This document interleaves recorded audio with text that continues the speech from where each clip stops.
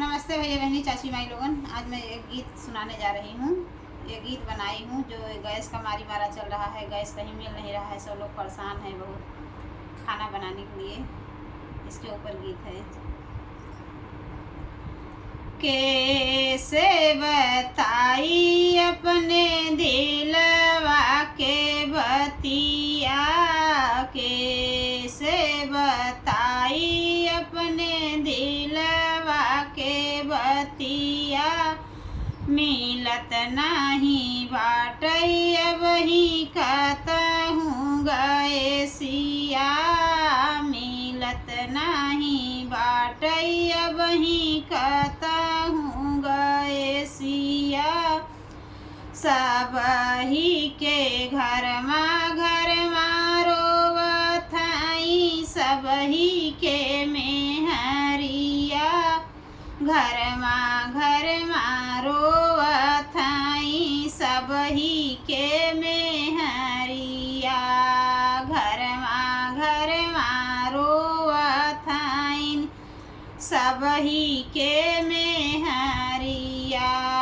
बनवई के पड़ी अब ही चूल्हिया पखनवा, बनवई के पड़ी अब चूल्हिया पर भोजनवा।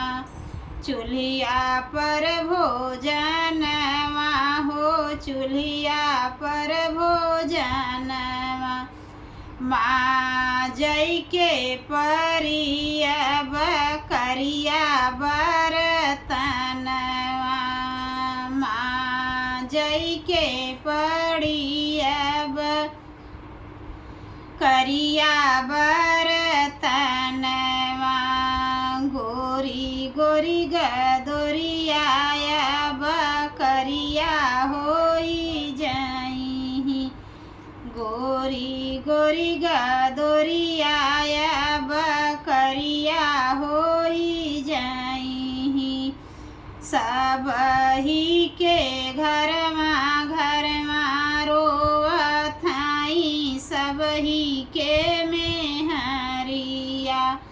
सब ही के घर मा रोवत हई, सब ही के मेहरिया।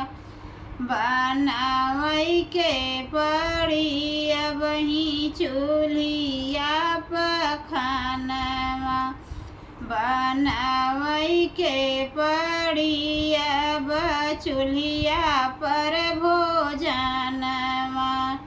चूल्हिया पर भोजनवा हो, चूल्हिया पर